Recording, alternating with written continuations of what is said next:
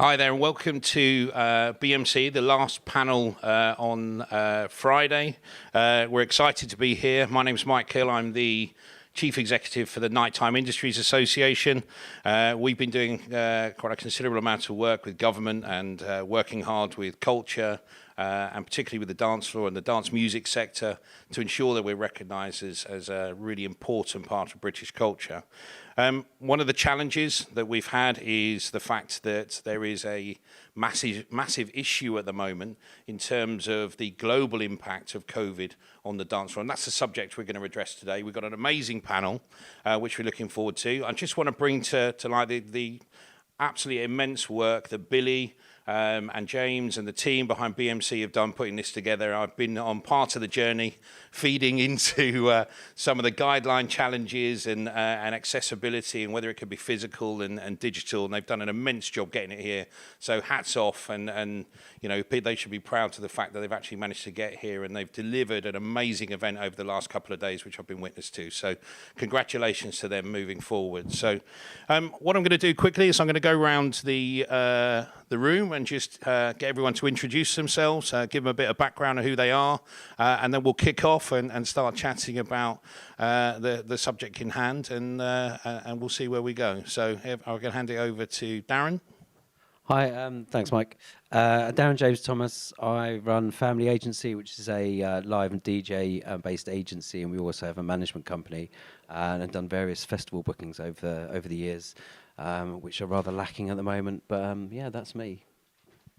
Thanks, Darren. I'm Stuart Knight. I am owner and director at Toolroom Records. Obviously, we're a record label. We are a management company. We are a publishing company. We're an events brand, and we are a learning platform through Toolroom Academy. And yeah, that's me.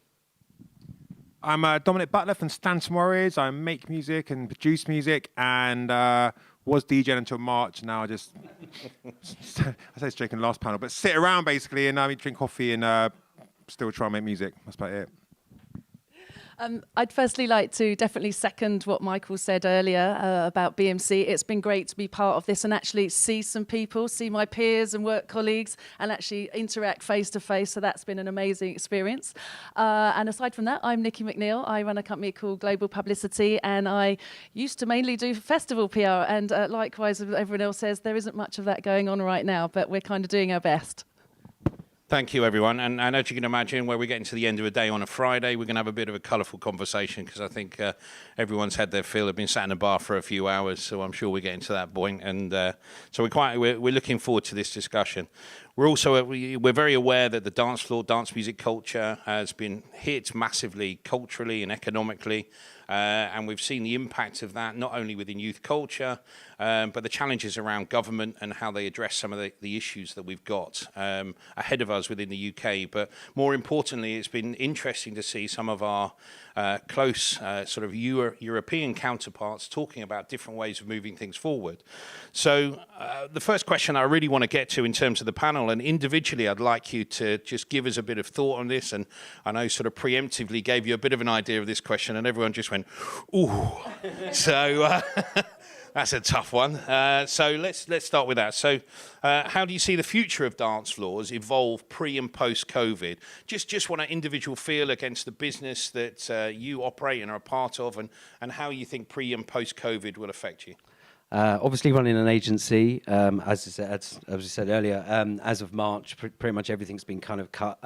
There's the odd few shows in Europe that are kind of coming in and out gradually, but on the generally on the whole, there definitely needs to be a little bit more kind of forward thinking on the way that kind of the dance floors open up again. Obviously, the UK in particular has been struck probably more heavily than some other parts of Europe, just from government restrictions. But there's been some interesting conversations with people over the past 6 months. I've been talking to a lot more people a lot more regularly. Kind of some interesting kind of topics that have come out at the moment is obviously people won't have they're not going to have the ready expense they might have had done previously for booking the sort of headline artists, and the headline artists having to take reduced fees further down the line to obviously kind of build the economy back up. But yeah, one of the artists was Butch, who made quite an interesting statement. And he didn't want it. He basically kind of he's got a family. He wants to stay at home. He's happy to be sat at home and making music. You know, he's comfortably okay for the time being until the new year.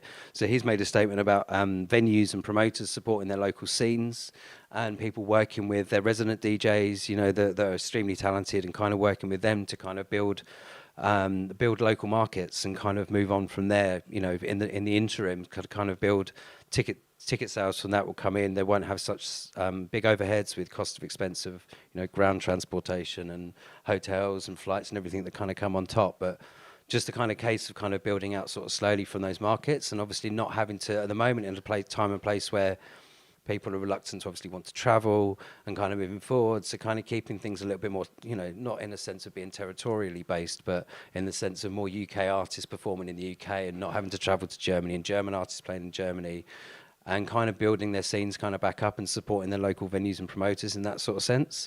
I've noticed a lot of the big artists that are obviously massively supporting their local communities as well.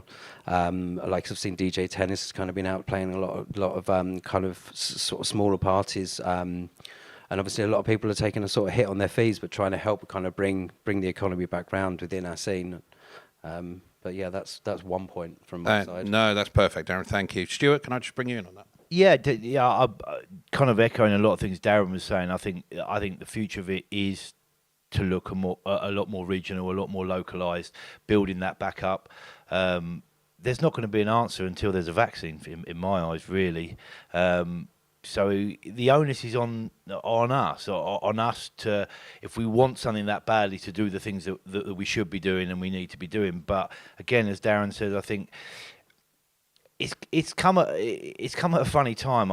For me, who looks at both sides of the business, I look at the start of the live thing, which comes with the music, people producing music. Obviously, we're a record label, and then we have in turn moved on to events. And over the years, I've just seen that spiral out of control, and the difference between the people that are planting the seed and making the music to the people that are going out and playing the music, the gap has become too wide. And this, if anything good can come out of this, is maybe a reset. It is a reset for fees, for expectation levels, for all those things to come back to reality a little bit. You know, when you've got doctors and nurses, especially in this country, giving their all for what they get paid, and then we're living in a world where a guy gets up and plays for 2 hours for thousands of pounds. In my eyes, it really highlighted a disparity of what's going on.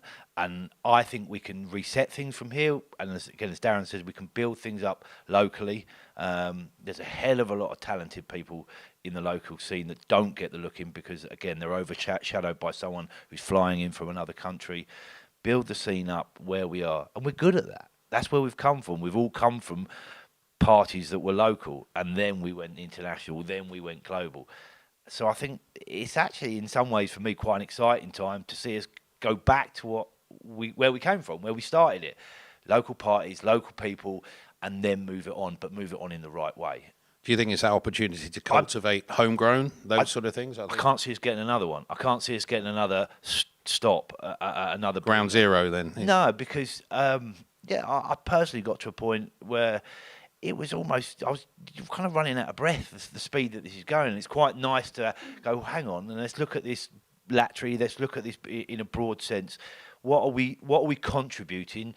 What's the cost of that? You know, there's a lot of promoters that are struggling because they were living Saturday to Saturday. There was no contingency plan, you know, and that's something we've got to think about, all of us, because, you know, the live side of it for me is the full stop on the musical sentence of what we're doing. You know, we need to make sure that we protect that in the right way, and I think we've, over the years, we have got a little bit carried away with it.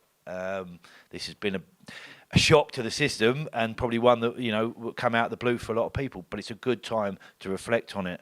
A good time for a lot of the artists to look at themselves and their own housekeeping, what they need to do, some things that maybe when they're touring and whatever they don't have time to do. Now's a perfect opportunity to do that. So when it does start to come back, everyone's in a strong position to start again. It's interesting. I mean, obviously, we as an association don't just deal with the cultural sector. We deal with obviously infrastructure, economics, all that side of things. And the amount of times we've heard that sort of ground zero, being able to readdress some of the things that we haven't dealt with and slow things down and create almost an economic pause so that we can deal with things in front of us.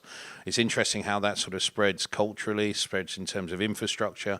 There's a lot of discussion in inner cities, a lot of discussion in terms of culture, new talent, education, all that are getting this. Although it's not ground zero, it's almost like they're getting a pause to readdress, gather, and gather a bit of momentum under their own steam with a stronger foundation, which is really good to hear.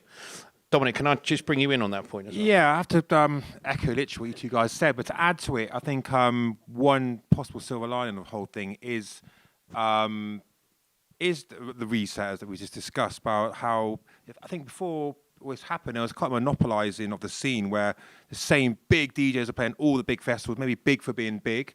And it's something discussed in the panel earlier on, but how some DJs who are getting 30 grand a set and whatever actually aren't getting such big numbers on the live streams. Maybe they're a bit sort of complacent or whatever. And some of the guys, younger guys who are putting so much effort into sets, you can tell they've worked out this and 3-day mix and dropping acapellas and making their own edits and the rest of it, are getting more regular streaming things. And that to me is sort of like resetting the kind of the balance of it all. People are always going to want good music. Even we've been thrown on the bus by the government with the clubs and festivals, but there still want to be music. Maybe the underground scene, a warehouse scene, back to illegal parties. I remember the sort of the freedom to party movement. I remember DJ at Castle Norton when there was like dance music was in effect illegal and banned and demonized by the Sun and whatnot. And it just drove people to make music and do things for free kind of thing. Have been a lot of artists who are dropping their fees and doing stuff for the love of it. And people, we did a stream with these guys, we Norman Cook out and on a boat out to sea. And we were all doing it for free for the love of it. And I was chatting to Norm about this. He's going, I've actually enjoying doing this now, having a bit of a break, and it's not such of a job. And actually, I don't think he was even due to play on the boat. He just came anyway because we were sort of old friends, and he just sort of jumped on the decks and thought, no, I kind of love doing this now. So maybe if all the sort of negative stuff, there is this, again, a reset, they're kind of doing it for love, and smaller DJs get a chance to shine more, and it's not just run by the big boys. I think the interesting part, and one thing that I'll take away from this, and something we've seen massively, obviously covering so many sectors, is the fact that there is a sense of community within the sort of cultural sector. Talent are coming together. We see We Make events, we're seeing Let Us Dance, we're seeing all of these things, sort of collaborative works. But if we can take anything, that sense of community of us sticking together, people who are at times, you got promoters in groups that are having open discussions that would never talk to each other because they were down the road going head to head with each other. So the acid house ethos that we all started out with. We were all like banned by people. We all banded together. We got chased through fields, helicopters above us. It was like freedom to party. You can't stop us. And it's like I'm enjoying that kind of, like you say, the camaraderie of everyone getting together and all the hashtags. I think it's a great thing, I would be more worried if we were sitting here and we were in the banking industry, because I don't think there's the kind of camaraderie that exists in what we do, and that's our strength. That really is our strength. Going back to what Tom was saying, the old day, the acid, it was done on free. It was done for the love of the party. And as long as we keep that in mind and keep remembering what it was like and try and get back to it, then we'll be fine. We'll be fine, because this industry, more than any other industry I've been involved in, it has a real sense of community. And again, like I say, I don't think we'd have that if we were sitting here and it was banking or financial. We just wouldn't be there. And passion as well. Yeah, passion and love for the music, the base level of making music, I think the other interesting part is, we're all sat around, we're in sort of infused. Half of our roles are about drawing people in and giving them an experience, taking them on a ride, And it's interesting. I did a big thing about illegal parties a little while back, and we were talking about the fact that realistically these festivals have been a recreation of those sort of bohemian sort of effect that was created back in the sort of late 80s. All they've done is try to recreate it legally because they couldn't get past some of the blockades at numbers. So that's where the challenges lie. And just to sort of bring out, and I know I'll bring you in a minute, Stuart, but just bringing Nikki on the point of sort of parties and festivals, because I know she covers it in terms of PR, but it'd be really good to sort of hear your perspective on that as well. Well, I'd like to actually talk about what Dom mentioned earlier, because he's actually done some streams for us for charity, for United We Stream. So talking about how we've all come together and supported. So it's been great when the community has done that. So lots of people have been coming together, and Brighton is also a shining example of that, where lots of clubs and DJs have come together. And also touching on the new talent and local talent. From doing the streams, I've realised we've drawn on so much local talent that you didn't even realise was there. There's so many amazing young DJs coming through that we've been able to stream through this lockdown period, and maybe we wouldn't have done that if this hadn't have happened. So it's really great to then reignite that talent and then give them a platform as well, alongside, you know, the bigger names as Dom as well. So, you know, we're shining a light on those. So that's been a real kind of nice moment for us in Brighton doing that. And I suppose how I've been affected by this. I mean, I mainly do festivals. A lot of it is abroad. So I should be ushering journalists through airports, letting them see bands abroad. But also many UK bands get to play abroad to global audiences. And they've now missed out on that this year. So that's kind of an interesting point. And also with things like The Great Escape that would normally happen in Brighton, many UK and international bands would come and play in front of industry professionals. That hasn't been able to happen, so that's kind of affected their progress maybe this year, when they would have had tours and things around an album release, or so their trajectory and where they were going with their kind of promotion has now kind of disappeared. So that's kind of, I suppose, where my role in this would be affected with what's happening right now. Just thank you, Nikki. Just an interesting one. I mean, do you think that pause and that accessibility with time has maybe discovered more talent, more homegrown talent? Are people out there discovering more talent that possibly with this fast-moving, that fast-paced industry, they're not able to do? And is that something that's happening now or starting to come to fruition? I think there's some better talent. I mean, I've been looking at these streams, as we all have. We're stuck at home eating banana bread, which we cooked ourselves first time. And there's some DJs, oh, so-and-so, big DJ, he's on. It's like maybe I'm a bit like, it's just boring, it's just a bit linear. And then suddenly another thing pops up. I was watching like Jazzy Jeff doing his homegrown thing, chucking all different sorts of sounds and stuff, and some smaller DJs and popped up I haven't seen. I just click on that out of curiosity, and they're doing some really incredible stuff. And I'm actually more drawn to that than I am some of the other ones. So I think it's definitely lifted up homegrown talent, smaller talent, and we should be sort of keep that rolling basically, and keep those people up there when we do the bookings of festivals and stuff. The people who have done well on the live streams should be getting the bookings next year in an ideal world. I think one of the biggest worries is the venue staying open at the moment, because without the venues being there, obviously it's fine for them to do the streams and sort of sit at home and do that and learn their trade and, you know, get better and kind of improve, make their edits and stuff. But one of the biggest issues is, you know, for future generations and those headliners and those, you know, the kind of the artists that are kind of coming through at the moment that would be going out and playing and performing, you know, say they got an album out. It's the same with the touring bands as well. You know, they're not able to go out and play their trade and for people to see them and grow their fan base. So obviously there's kind of different ways for them to be able to, you know, this is kind of a strategic point of view from them being able to do everything from being sat at home, but actually going out and performing in the venues and kind of growing and moving on from the local scene to then, you know, to your festival headliner in 5-6 years' time. But without the clubs being there and the supporting network around it, then there's going to be a struggle for those artists to be able to push through. So this is where the backing and the financing and the funding is kind of obviously in the campaigning right now is kind of crucial.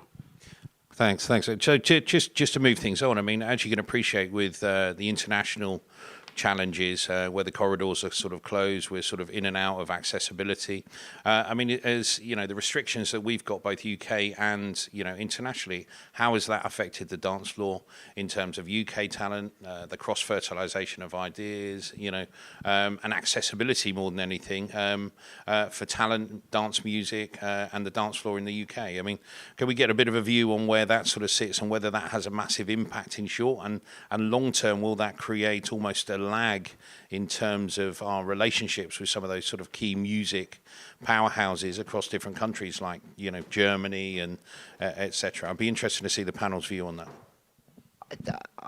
I think we've done enough groundwork in the past. You know, I from a label's point of view, I remember doing licensing deals in different territories and things like that. That all went away when everything became just one big world. I think we might start to go back to some of that within music. You know, licensing for certain territories. Again, if we're going to follow the model of, you know, bringing homegrown talent through, I still think you need to aim to become a global artist. I think that's, we're looking at a music side of things. If you're going to make a living out of it, certainly you need to be a global artist. But I think it's almost, like you made a point earlier, with festivals, they spend millions of pounds on what we used to do for free. So we don't need a lot to help us go again. And this is the most frustrating point. We're not asking for the millions, we're asking for little, because we've got the guile, we've got the passion, we've got the know-how, the talent to make it happen. And I think I think it will bring it local for a little while. But again, we've always wanted with music, you always want to play music to as many people as possible. You want as many ears on the music. So I think it will go back to being a global thing, whether it's, brother included, weekend where you're doing 5 or 6 different cities, or 3 or 4 different cities around the world. Maybe that's not going to come back straight away. But I still think keeping the connections with other European cities, European companies, artists, and whatever is good. We started in a small shed in my dad's house, but we've always said we're bigger than that. Is that why it's called Toolroom? It was in the bar. She'll give you the full story, Dom. I think I've got till 7. No, I just think we can definitely get back to that, but make our own scene really good first. Do a bit of housekeeping back home, and then go again. They won't forget us, and we won't forget them. Listen, I know we've seen sort of house parties and all the sort of media around sort of illegal raves and all that, so we knew that was going to come. Late 90s sort of presented that. We've seen curfews present that. Are we going to miss the physicality in terms of dance floor experience? That is that something that is going to hinder creativity, or do you think there is an opportunity of us, in short, sort of bridging that gap? What sort of ways can we diversify that and gain some experience? I think we're all going to miss the physicality. It's actually fun of being back in the studio for after 6 months not being in the studio, because my partner's sort of self-isolating, homeschooled and whatever. You think, let's make a track. You're thinking, well, do we make something a bit more kind of Spotify-ish, because people aren't going to be on the dance floors as well? Do we make a banger? And we sort of instinctively edge towards the more kind of the mellower tunes, because there is no sort of, on the horizon, any sort of physical raving going on as far as we can see. So I'd imagine a lot of people are going to put out some more kind of deeper conceptual albums and not just mad club bangers. I was quite interested what also the EDM quote sort of artists going to do in America. Literally, when you watch their live streams, they're probably still banging it out without all the pyrotechnics and sort of bells and whistles. Their music sort of sounds challenging compared to if they're at big arenas and whatever. So I think it's definitely a challenge, and without the physical thing, obviously everyone's going to miss that. Everyone loves dancing. There's sort of the human connection, and DJs especially, with thousands of people there, the energy and all the rest of it. There's also maybe the question, some people might move away from dance music. There's nowhere to go and actually enjoy it properly, and this lasts for another 6-8 years, God forbid. So definitely think it might be a change in music, possibly. I don't know. Yeah, we've seen it with the record label. We've seen what's doing well. It's very hard to put out a banger and go, look, this is going off. Where? It's big in Ibiza. In my ears, it's going off. If you close your eyes, it's going off. It's going to be. But what it is, what I hope is people won't ever forget those memories of, standing at 6 o'clock in the morning. You've had the best night ever, and it's, those feelings don't leave you. They don't leave you. They don't. They're part of very much a UK culture, a youth culture. And I really hope my kids get to experience that. I really do. I think that for me is one of the biggest things. What's in it? Because I've had those experiences. To the point where maybe I shouldn't be having them so much. But I feel for the kids coming through. I want them to have their experiences, but use this time to go on your own musical journey. Find out what you like. Because I've got no problem with someone who might be a Toolroom fan and go, do you know what? I've discovered this music, and I want to go shift to this scene. Music's all about discovery for me, and now's a time where you can spend a bit of time on it. You don't just listen to the next banger because that's what's put in front of you. You go and find what you like. So we've got a bit of time for that. That's what I was going to say about musical discovery and festivals, actually. That comes to mind when you say that, because often people go to a festival, they may go and see the headliner, but as they wander around, they might discover other music, which they're not able to do now. So that's where a lot of bands do get noticed and gain new fans, because when they're wandering around, they're playing on the same lineup as a Muse, or David Guetta or whatever headlining, but then they walk around to the smaller stages, discover new things they would like, and it's a great way to do that in person, isn't it, at a festival? I think that's one of the things that's where press is going to come in at the moment as well, because obviously, like you say, the discovery kind of comes from kind of going out on festivals and that sort of live sort of element. But obviously now's kind of the time where, the digital sphere kind of keeps artists locally connected globally. And, the press sort of side of things is obviously extremely important at the moment, and making sure, obviously, people don't have the money potentially to then be paying out to do PR. So a lot of stuff's kind of gone back to grassroots of the element of doing everything for themselves. Not every artist is going to have a manager, and especially some of the artists then can't afford maybe potentially to have the management on board anymore. They're struggling to pay their rent because they've got no income. So I think that's the kind of grassroots element of kind of even the artists connecting outside of not just obviously the performance sort of side of things, but trying to kind of get their kind of toes into getting press, getting reviews, or kind of, kind of that this sort of discovery element for, the fan base that's out there but aren't aware of you. And that also kind of explains the knock-on effect as well of the ecosystem of people who work for bands, artists, labels. If the money isn't there and you're learning to kind of do it yourself, then those people don't have a job anymore either. So, that's not good for everyone in the industry too. I think the interesting part, look, we're constantly worried about, obviously, the cultural implications in terms of the huge amount of talent and entrepreneurial spirit that is backed, within our industry. And, I've said many a time that we're sort of confident that we're going to see this through, but there are some challenges that we know. We know the government have put some things in, and many of them that are not, we don't feel that are the right measures, and I'm sure there are some tentative conversations about it. But just drilling down on the physicality of some of those experiences, when you go into a pub these days, you sit there and you've got to sit at a table. We've just experienced it in the sort of green room, sit down, mask on as you get up. Is there a way, or what's the view of the panel in terms of the dance floor having those restrictions, whether you have a face mask or, they're talking about restricting dancing, but we've seen FMLY Lens and these sort of things come up on the internet where they've got big gatherings where everyone wearing face masks. And we've had some backlash about discussing that, but proportionately, if we can get the dance floors back quicker, is that not a way forward? So just to the panel, what is acceptable? What do you think that physicality, even in short, if we can get through that phase, is what's acceptable? That's the thing. The only positive thing I've sort of read online or whatever about that kind of thing in mind was these new tests which are possibly going to come out where they can do an instant test. It hasn't been, and even the incubation thing, it still goes past that. So in theory, people could be waiting at the gate and they get tested and they got to wait maybe half an hour in that and it's also a long, laborious process to get in. But in theory, if this technology is available, I don't know if it is or not, it might be some of these weird sort of Facebook nonsense things, but everyone can get tested going into a festival, so everyone's clean. If that technology does evolve, whatever, I don't see any other way around the whole one person might have it to affect everyone else thing. So unless that comes along. It's interesting. We've been talking to a lot of rapid testing companies, and there's several of them getting to a point where they're CE registered, which is great. But the challenge is always around government restrictions, which always sort of, where do they test? How do they test? How long incubation period? How long before? Melvin Benn from, Live Nation and Festival Republic put out the 100% capacity report, which was sort of rubbished by ministers and pulled apart. But the challenge that we've always got with government is we've got to start the discussion and we've got to drive the agenda. If we don't, then we're going to get left behind because many other industries, are trying to push their agenda, whether you're avionics or whoever you are. So it's interesting, and absolutely agree. Testing is a way forward, and I believe that there is some things coming out in the next couple of weeks which are going to revolutionise. But I still think that there are going to be limitations on capacity. There are going to be limitations in terms of restrictions. But how is that going to be received? We've spoke about it a few times about face masks and the backlash. Well, I can't wear a face mask, can't be doing that.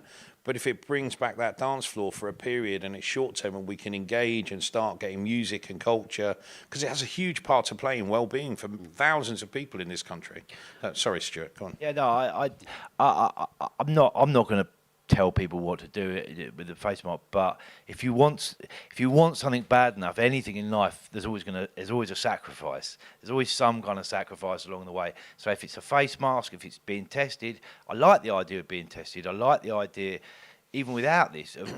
I'm just thinking about where we've come from, where we're going to. It has changed. As much as we like the memories of dancing in fields and being whatever, I want my children to go to a safe place and enjoy music. So if that venue is taking my daughter or my son's name, has their details, if he collapses in the club, they know he's in the club. You know, so we can build positives out of this. Not, I don't want anyone knowing my details. Big Brother's going to come out. No, we're trying to keep you safe. Now, you know, Clubland and club culture gets a bad rap, and I really hope this is not the government's agenda to try and push us down and police us in the way they want to do it. That won't work, because we will go back to where we came from, and that won't work for anyone really. That really won't. Moving forward, they need to listen to us. We've been through that period. We don't want to go back. We want to make it better. So the rules and the regulations that need to place, I'll sign up to all of them, because I want to be on that dance floor. I want to hear that music. If I have to jump through a hoop that's set on fire, I'll have a good go at it. Just get me in the club, get me on the dance floor, and let me hear the music. And I think we all need to collectively agree to that and man up a bit and do it. You know, my grandparents spent most of their time, down the underground, hiding from German bombs. You know, so this generation, it's not that hard. You put a mask on, you're still going out, you're still going to the pub. Yes, it's an hour earlier. Let's get through, but let's come out of this looking clean, because we are an industry that they like to point us and go, these are wrongdoers. This all comes, you know, drugs, all this kind of thing comes out. They don't look on the positive side of what we're doing. You know, the amount I've heard some of the figures that our culture brings into the economy. It's phenomenal, the amount of money that we contribute, and to say that we're not viable. I mean, look, I'll give you some real quick stat. I mean, the nighttime economy alone, 66 billion pre-COVID. 1.3 million people. That doesn't take into account the people who worked in terms of freelance, sole traders. 3.2 million in hospitality. 8.4 billion, I think, in the event sector. So, listen, these are huge figures. They're huge taxes. They're, PAYE. When you talk about all of these things, they're massive. And these are some of the things that we're hedging on. But it's like you say, it's. Sadly, and I'm going to say this really openly, club culture, dance culture has been the elephant in the room, because the government don't know how to deal with it. But does the government actually care about that kind of culture? Like, traditionally, like from back in the days, I mean, don't get political about it all, but it's so, I saw Ed Miliband was in Parliament the other day, and he was like questioned, like, why have you left the nightlife under the bus kind of thing? And they're going, I've been bumbling along, not really answering his question. He pushed the question on whatever it was, minister. We've got some retraining schemes. They wouldn't really directly answer why. We can give 50% of the wages. Yeah, but there's no one working, not going to get it. You literally destroy nightlife. It made me think in sort of a conspiratorial way that they just don't care about club culture. They've always seen it, as you say, as a druggy, under sort of subversive kind of thing. Always have done, which makes you think it's almost like they don't really care because it's not their people. It's not opera, is it? Listen, and I'll say this, and I'll bring Nikki in, because me and Nikki work quite closely together. And when I was sitting there, I thought we were just going to chew on the microphone to get a word out then. But I think the interesting part about this, and we've been sat with them, and it's been a war of attrition, getting past the misconceptions, getting past the understanding of what club culture looks like, the educational value, the well-being value, all of these things, and the monetization in terms of economics. So it has been a big task. And listen, I'm going to say it straight up. When you sit in front of the DCMS minister and he turns around and you say, look, what about dance culture? We sort of unleashed this Let Us Dance campaign, got out so that we could get the CRF fund to include dance music and clubs. And we say, look, what about dance culture? And he said, well, you can do dance troupes and music recitals, and the silence, dancing. and the silence was definitely, you sort of sat there going, so I've just spent the last month and a half explaining to all you. We're doomed. Exactly. What I'm saying. So anyway, Nikki, sorry. No, I was going to touch on what Stuart said about safety for kids, because obviously there's been a lot of talk about the illegal raves and stuff. And obviously with the clubs and the venues not being able to open, where there is safety in place, there is security there are people to make sure people are doing what they do. There's sanitizers, there's one-way systems. You're all having to jump through hoops to make things work, whether it's seated. But because they're not allowed to do a lot of these things, the kids obviously actually are desperate for that. We know the demand is there, so then they're doing the illegal raves, which then also reflects badly on us because they're like, it links to rave culture again, and then we're demonised yet again. But the demand is there, the kids want to do it. Isn't it better that they're able to go to a safe venue where an operator's doing it professionally and in a safe way for them to enjoy the music? Totally. We had 8 years of Ministry of Sound as a residency, and I remember loving that club and going there, but always feeling safe because there was a medic there, there were bouncers there. You know, I've been with friends who have maybe had one too many and whatever. There's a medical person looking after you. And again, going back to being a parent, that's where I want my kids to go, play in environments like that, environments that can cope, run professionally. And, you know, if the government wants to see what we do, come and have a look. Come and have a look, because we will show you there's some, you know, it's those days of that, they're gone, they're 10, you know, it's very professional how things are run now. And it's, you know, just reinforcing that. I mean, I'm sitting in these meetings and I'm talking to them about exactly what we are and what we do. And you know, they can't get away from this sweaty box moment. And, you know, it's not a one size fits all. There's plenty of examples out there, whether you're an O2 Academy, whether you're a Fabric, whether you're a, you know, Mayfair venue that's more sedentary. There's loads of different environments. And the misconceptions around it are just horrendous. I mean, you know, we have got them to come out and have a look now. So, you know, we're getting past those, bridging those barriers, but it's still a massive challenge. We've got I've got our first non-stream gig tomorrow in 6 months. Woohoo! And it's basically Brixton. I think it's called Brixton Courtyard. Yeah. So they have the different DJs every week. I think the only place in London I think are doing anything. I had like Nick Warren last week and saying, okay, it's like they're now saying you had to sit at table 6 and yet you could dance around your table. I think that was a requirement over the last few weeks. And you get all tested, not tested, but you go in, you got to wear your mask, you sit down, the rest of it. But now they've sort of tweaked it from what I've heard, and for our gig tomorrow, that you now can't dance around a table, you've got to sit down at a table. And the music, which was low anyway, it was a background thing, just for people to get out. It's not going to be even quieter, you probably know more than I do then. 85 decibels or something. Yeah, so, because it can't be louder than speaking, because of the spit involved in like speaking with the volume. So I've got this gig tomorrow, I'm thinking, what am I going to do? So when people are trying, this club's trying, it's trying to do something, they've done all the right things. They're probably not making much money because the numbers are quite low, but they're trying. And they just feel like they've just been stepped on, you know? So, I mean... We've been doing quite a few of those. We've done quite a few up at Night House in London. We've done Brixton Courtyard. The same thing. Same sort of vibe. And Costa del Tottenham up at the Cause with Stuart. I mean, they're all really trying to do stuff. I mean, they're really trying. And that sort of stepped on as well now. And then even after that, and it's just like, so now they kind of, you know, cut the curfew at 10 p.m, so they need to cut back another hour. So they're loss of more revenue from the bar, which is obviously where they're going to be making their money from at the moment, by having their doors open in the first place. But yeah, there's more restrictions, and then the next restrictions are they need more staff because they now need to do table service, and but you can't drink. No. So there's this kind of constant adage of something else, like on left, right, and centre. Whereas in Switzerland at the moment, we've had quite a few shows in Switzerland. It's one of the few countries that have actually had shows. And you know, and then some artists are quite happy to quarantine. You know, there might be a fee there, so they're happy to go there and come back and have their 14 days quarantine, because actually that one show's potentially their, you know, it's a month's wages or something. So we're only confirming shows whereby they're kind of COVID safe. You know, rules and regulations. We have the conversations with the promoters in advance. There's reduced numbers, you know, so 1,000 capacity club is reduced like 300 capacity. You know, you have to wear the masks. It's very strict, only like one person in the toilet at any given point. So, you know, you can't have loads of people using the urinals. So there's kind of these rules, you know, there's a one-way system, like you were saying. But actually, they've dealt with it really well in Switzerland at the moment. And there's, you know, every territory is in every sort of county, so to speak, are all kind of running at about 30% capacity at the moment. England's only Morris dancing. It's so interesting learning what people are doing in other countries, though, isn't it? Because obviously we're hardly able to do anything here, and then you're watching, like, your heart's breaking. Go, well, they can do it there. We can't do anything.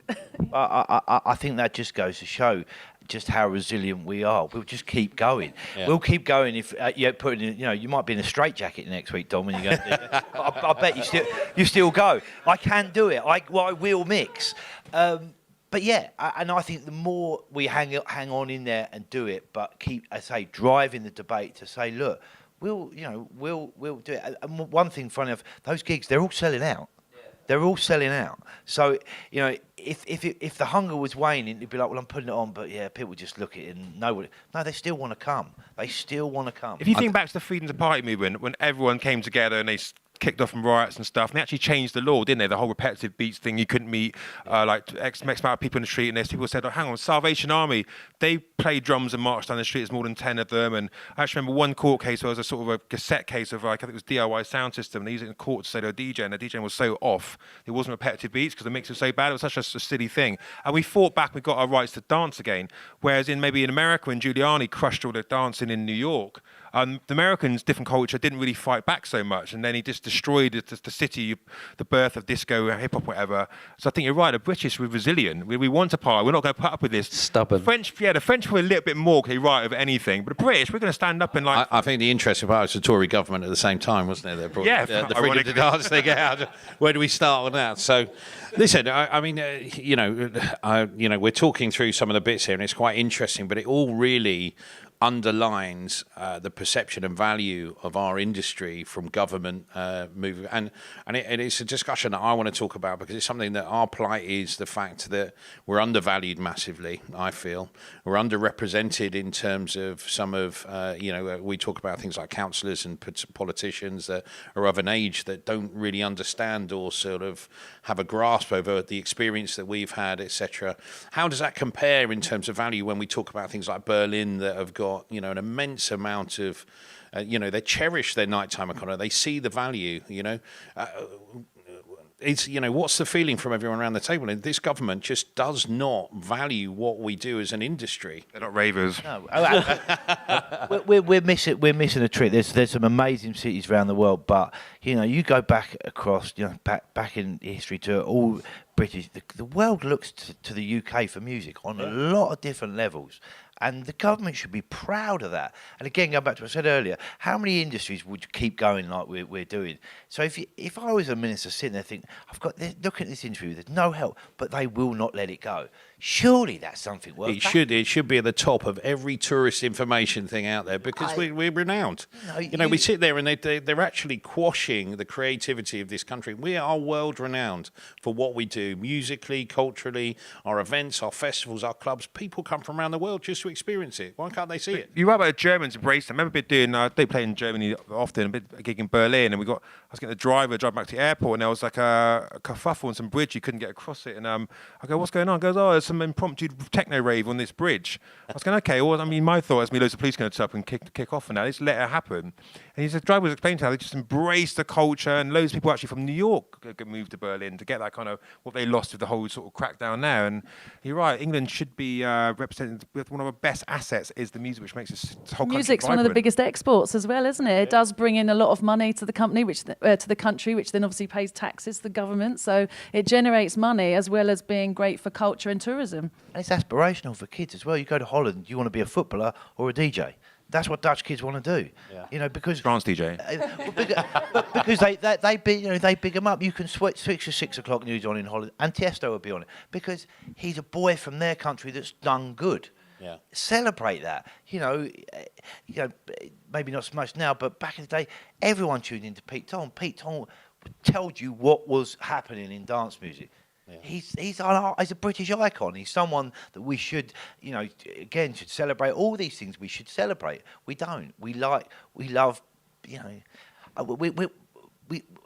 dance music is like the English football team. We like to slug it off and put it down. It's actually pretty good. It's great. I mean, listen, just in the football. Talking of football, actually, into sort of transition.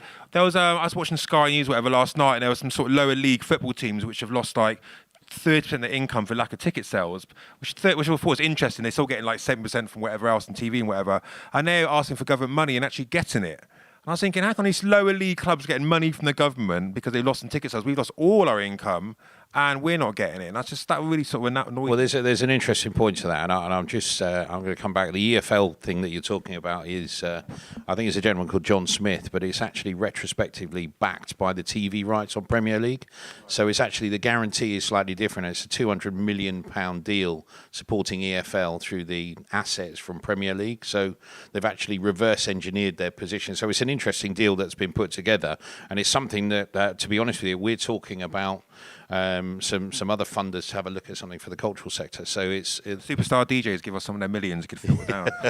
well, no, but the thing about it is, well, the reality is you've got suppliers like beer sellers that are still selling the same amount of beer that they were online. So the fact of the matter is, you've got PRS and PPL that we've been feeding in for years, and should we not start on that one? Right. Get a few beers and go after them.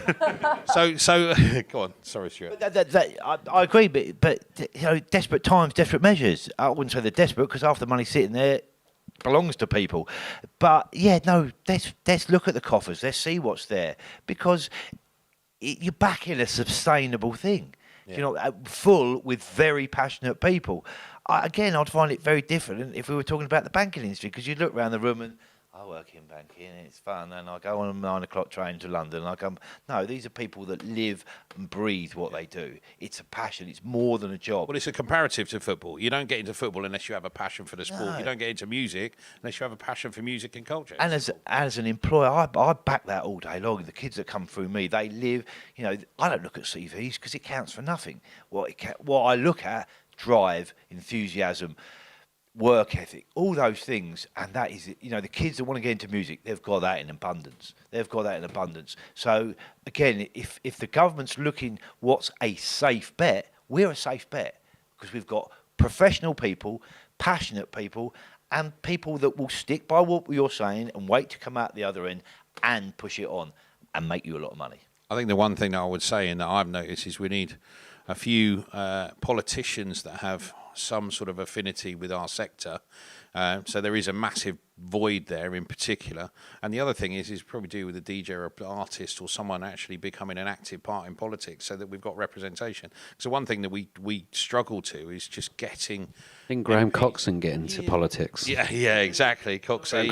No. Sorry, no. It's Dave Rowntree from Blur. There you go. I agree. I think there does need to be a younger element across the board globally. Jesus Christ, you know, you looked at... New Zealand's done all right. They let their Prime Minister's ex-house DJ. How amazing is that? They're not struggling with it. Was that New Zealand? Yeah. That's a prime example of doing it right. Proof is in the pudding. Proof is in the pudding. It's not a 60, 70-year-old guy who's got another agenda. It's a female who's younger.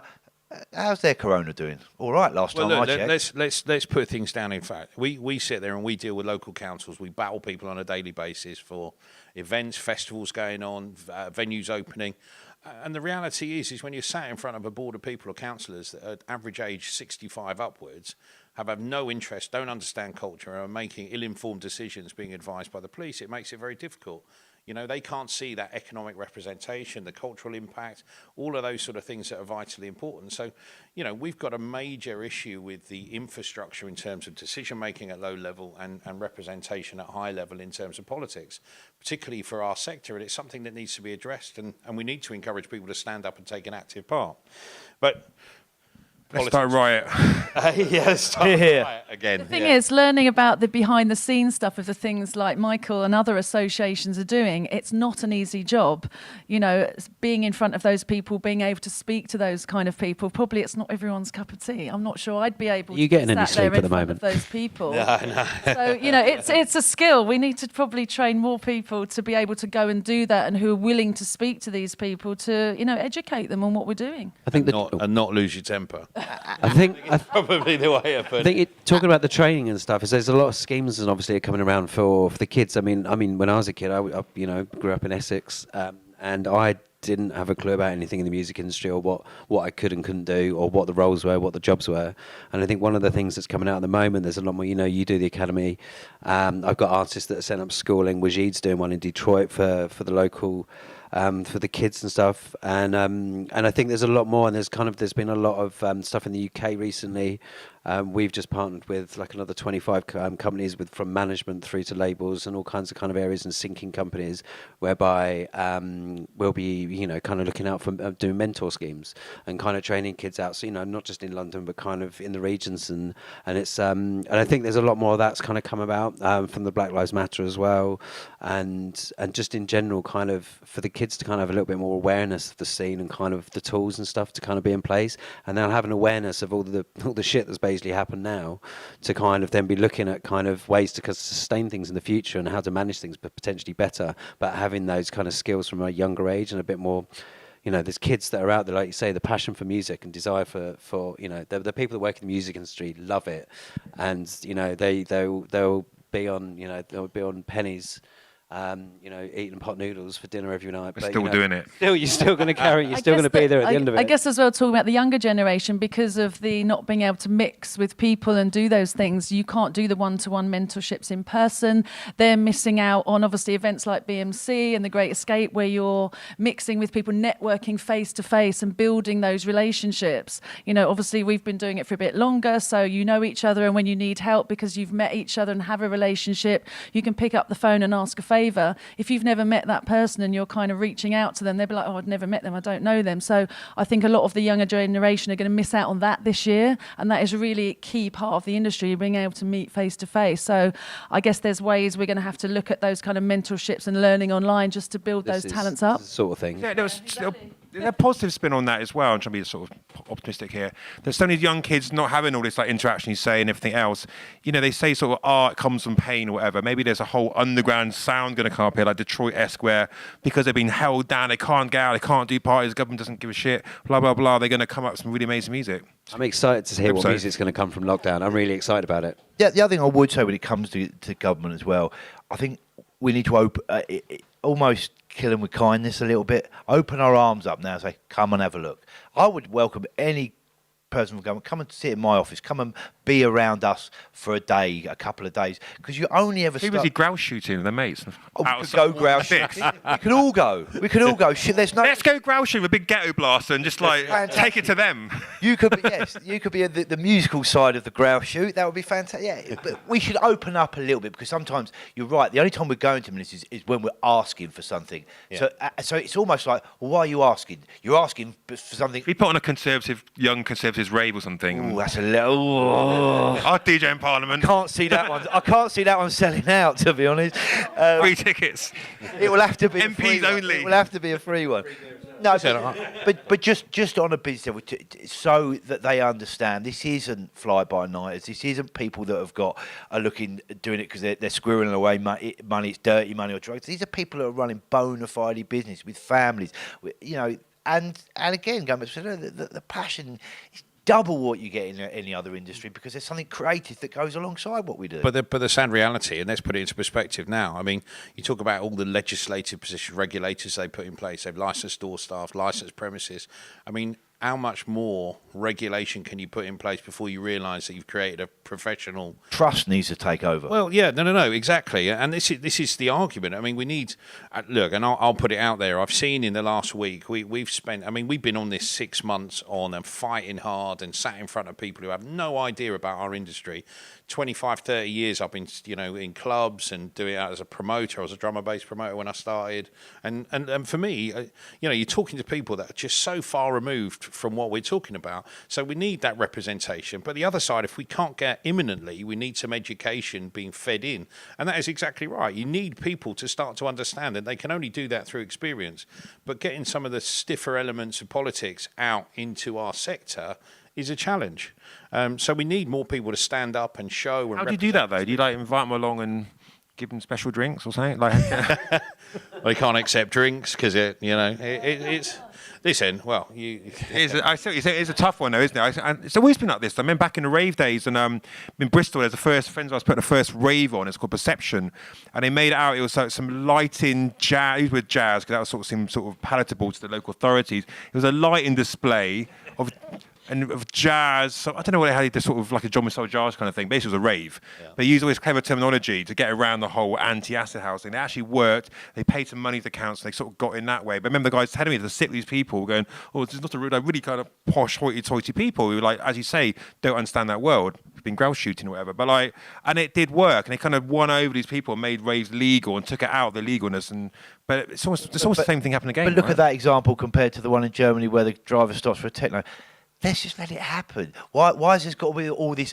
Well, we need to dress it up. It is what it is. It's going to be a party. It's going to be loads of people. It's going to be well regulated. It's going to earn money. That's going to go into the system. Unless they understand, they're just going to say no. No, I know. I totally get that, and that's where now maybe in this down period, some of us do have to stand up and say, look, we'll open up, we'll show you, but you've got to be willing to come.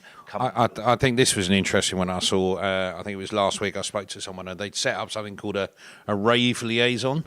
Right. So what was happening is the police and a representative were, I know, it sounds crazy. You could just see the sort of police turning up in numbers, turning up at a rave, everyone panicking, running, and they're going, don't run, it's all right, we just want to talk about your health and safety. Your social distancing, is everyone wearing a mask, and are you on tables of 6?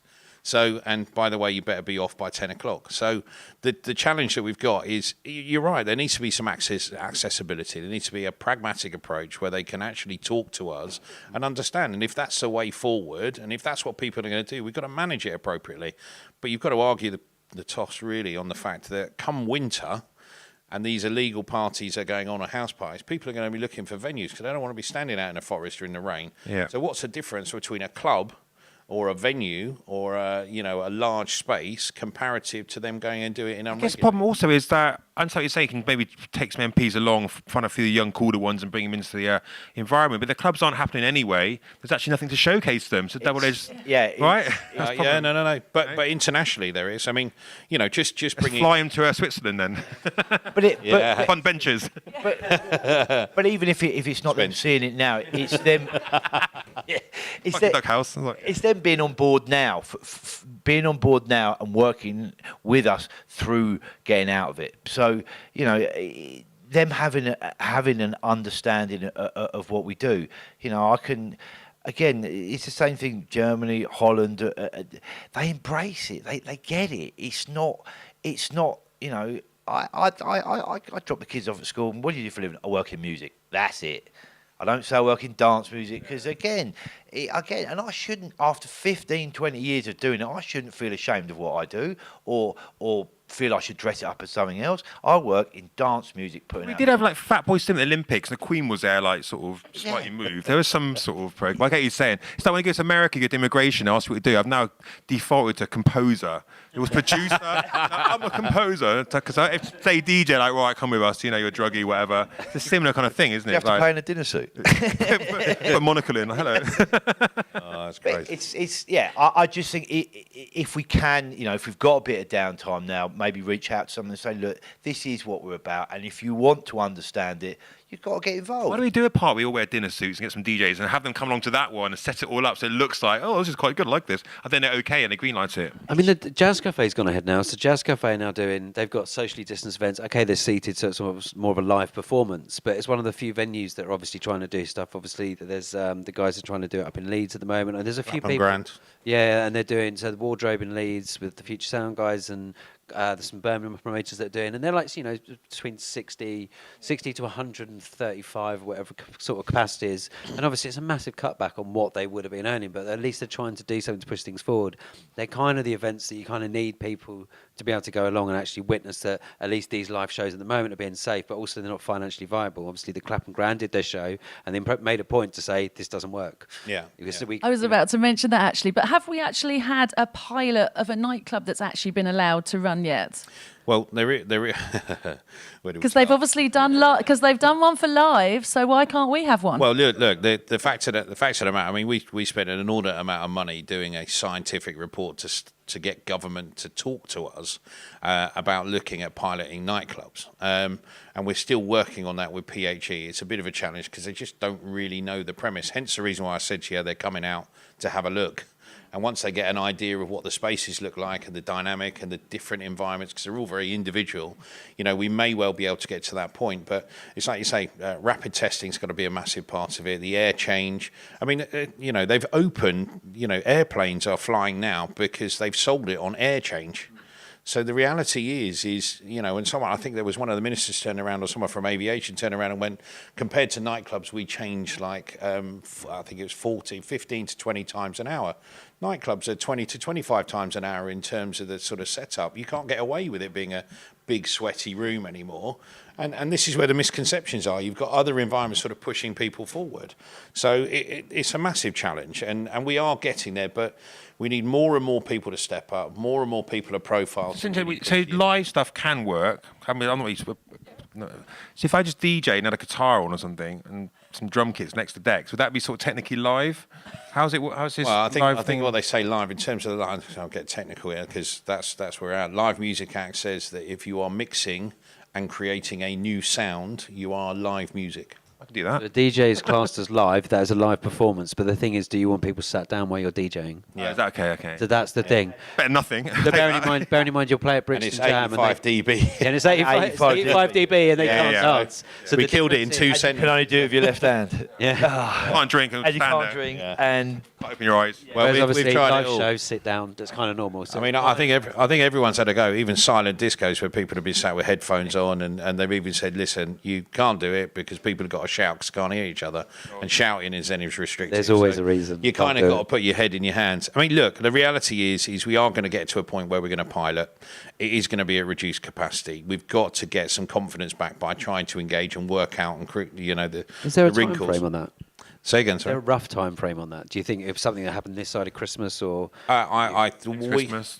We're driving hard to get some pilot schemes out. And we've got some opportunities without a doubt, and I'll be honest with you, Wales have been more progressive in terms of wanting to do a pilot for nightclubs, in terms of the devolved government, but I think there's a bit of competition at the moment between Welsh government and, as we mentioned earlier, Welsh rugby, English rugby, similar to the nightclub sort of setup. But the demographic is also it's not like we're putting on saga raves. You know what I mean? This isn't we're not appealing to the 65-year-olds and over, which is in the, I get it, the very at-risk category. These are younger people, but there is a responsibility for the younger people. You know, it's about. If you going back to, if you want something, there's going to be a bit of sacrifice. You are going to have to play the game for a couple of years, give your details over, act out appropriately in order to get that window of 4 hours of music on the dance floor or whatever. So as long as we kind of keep to that, we should. I also think like the whole. We've obviously got a campaign more. You're doing a great job what you're talking about. I mean, the whole industry there's got a lot of hashtags knocking around, I think all that needs to come together as one. I think it's last night. One hashtag with the creative industries. We can't make a creative battle plan.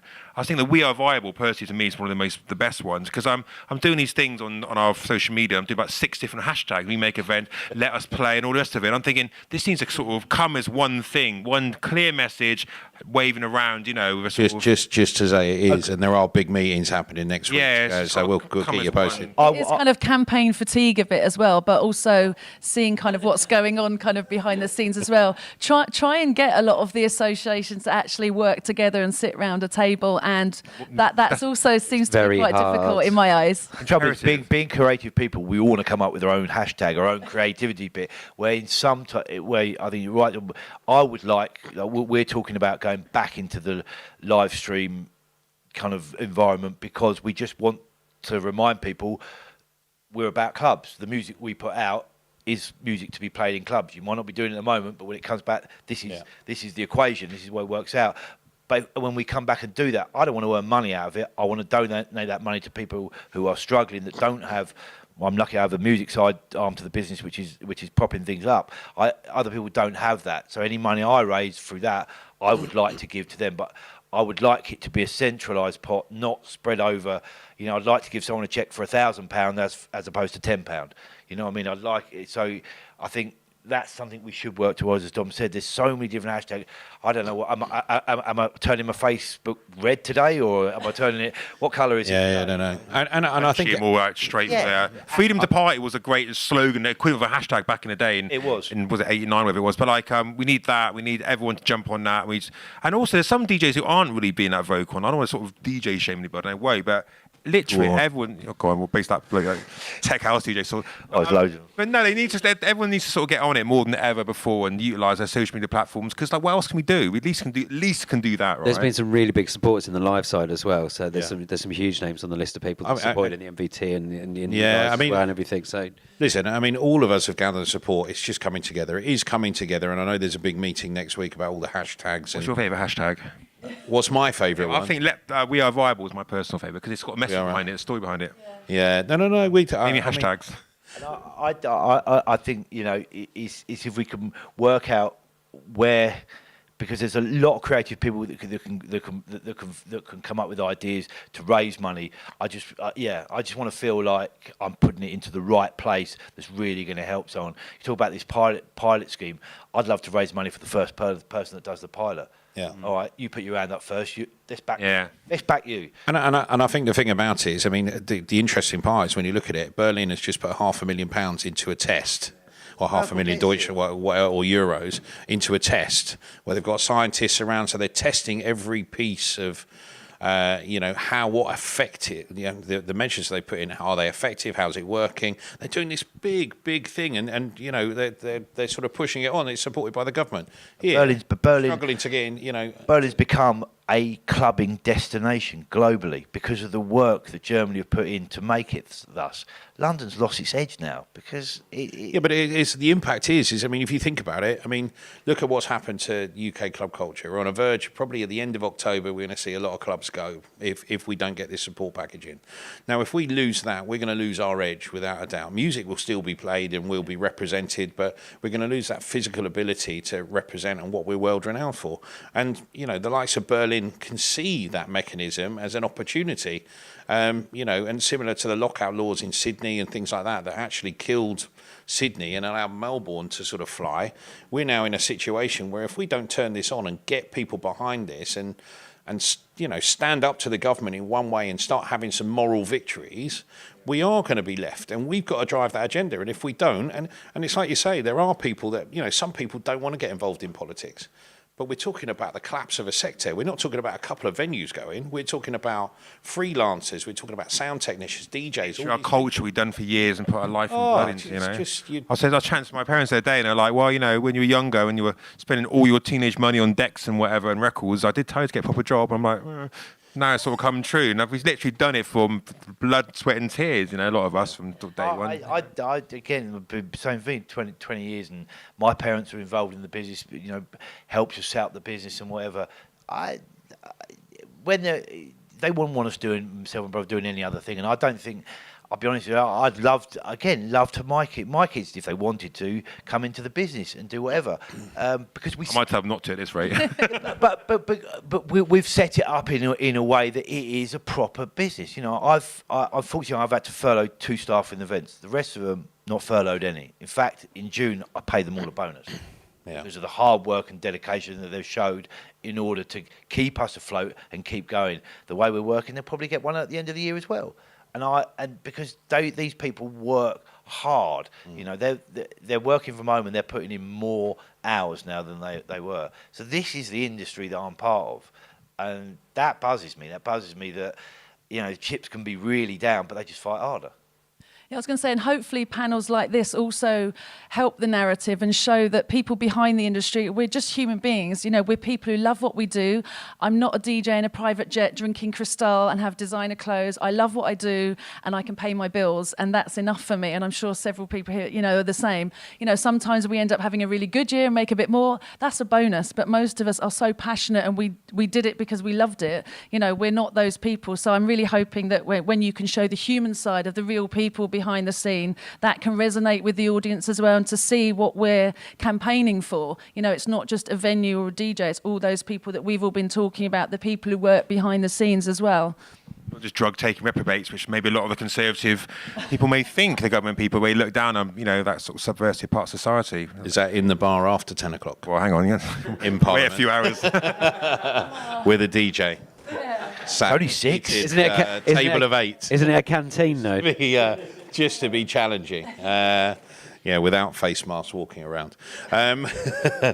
So look, I kind of want to end on a positive here, and I want to just talk about some innovations and some ways forward. Things.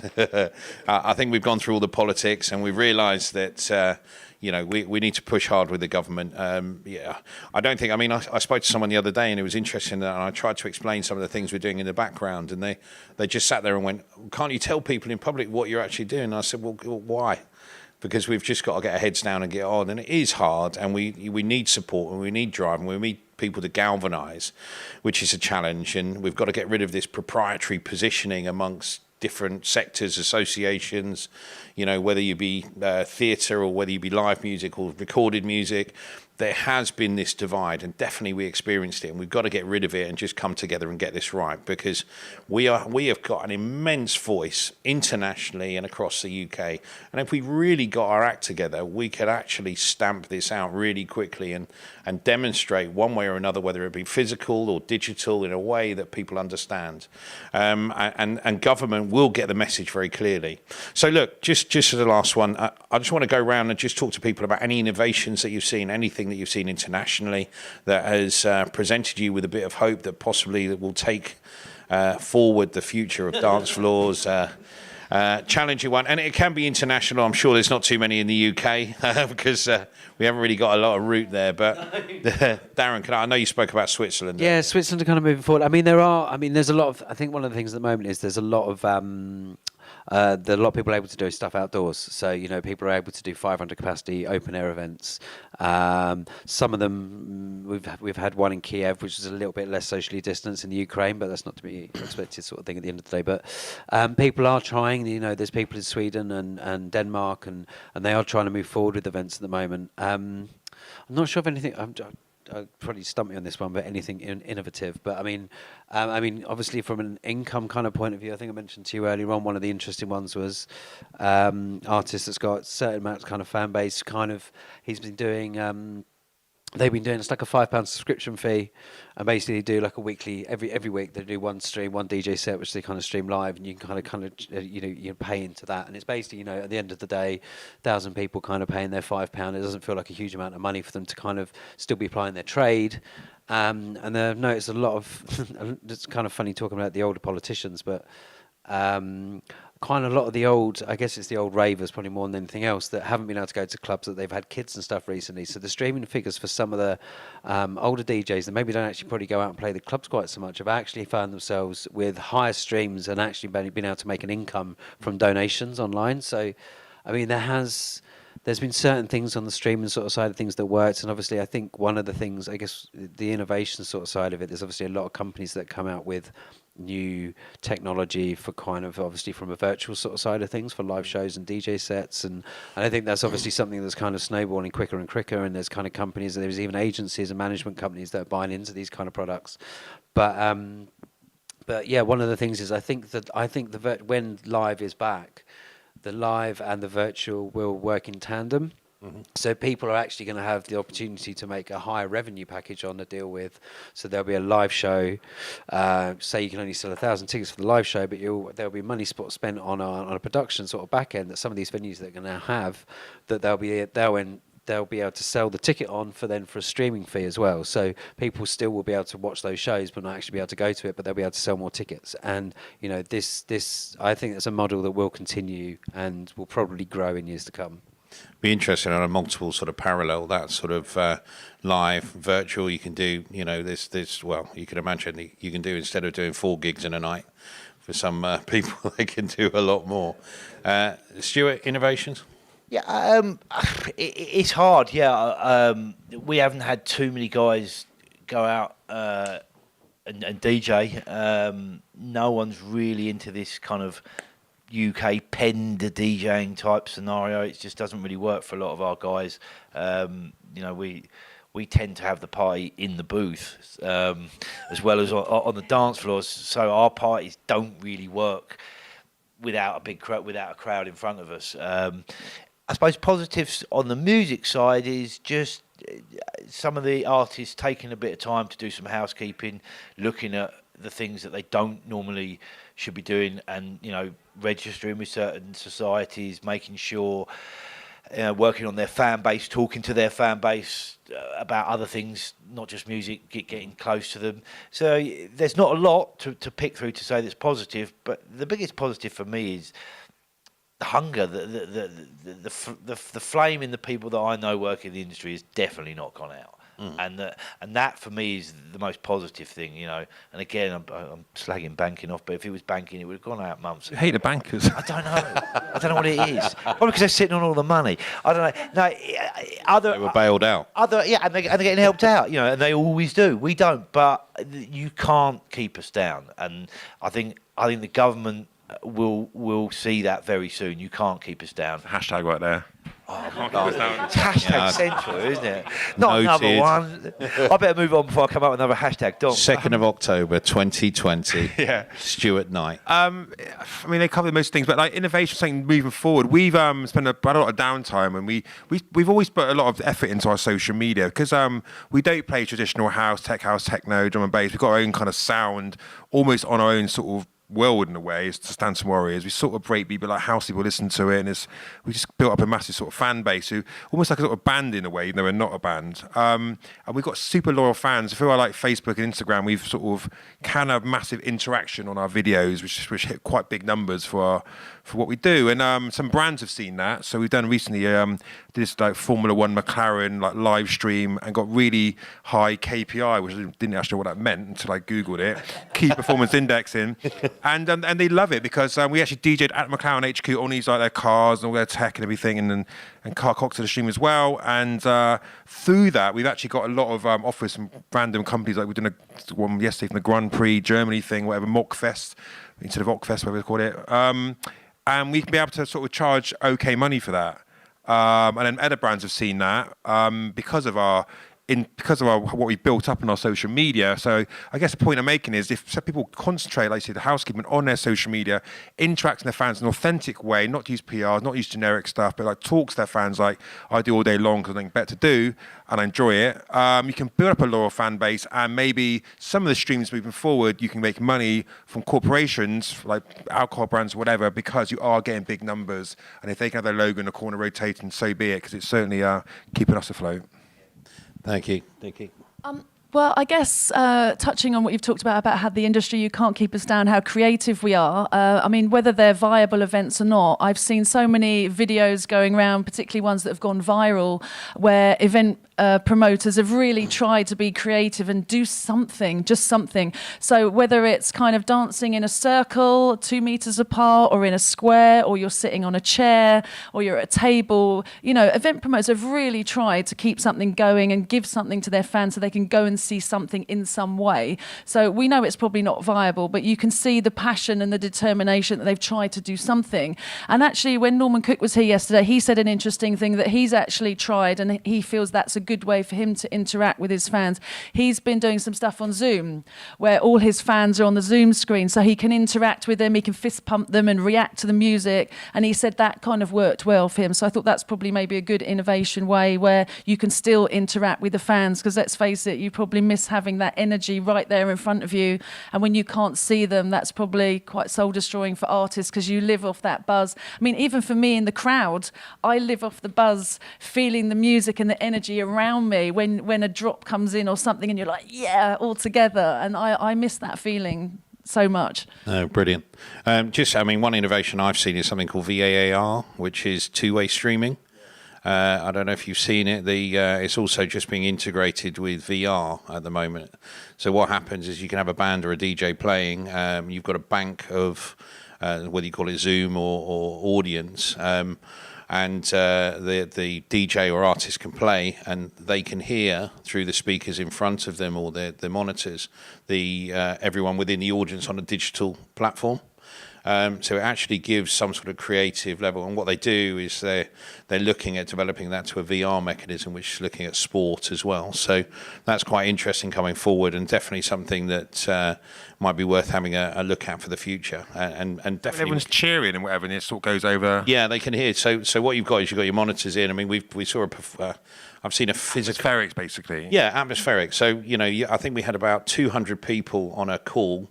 A band playing, full band, and they could hear the audience through the speakers and monitors in their ears, and they reacted to the way that they were. And it actually, I had to get the feedback from everybody, but it's like you say, it was just an interesting concept that possibly. It'll add on to that. My the turntablist friend of mine lives in Brighton, actually. JFB, he's like really always innovating sort of stuff, and I went around his house, as Sarah was last time I was down in doing the Fatboy Sim stream, and he put he had a green screen behind him where people can upload themselves to the background. That's that kind of interaction. But then he's done something I've never seen before. He made green slip mats, and have people's faces on the slip mats as he's DJing, and because he's like a world champion scratch DJ, he's cutting up their faces live. Yeah. And I've never seen such a thing, right? I think that's the most innovative thing I've seen in this whole lockdown. I was just like, Brilliant, what are you doing? brilliant. Yeah, amazing. Yeah. So just to finish off, I'm just going to ask you one question. If you were sat in front of government, what would you say now about our sector, Had a few our drinks. industry?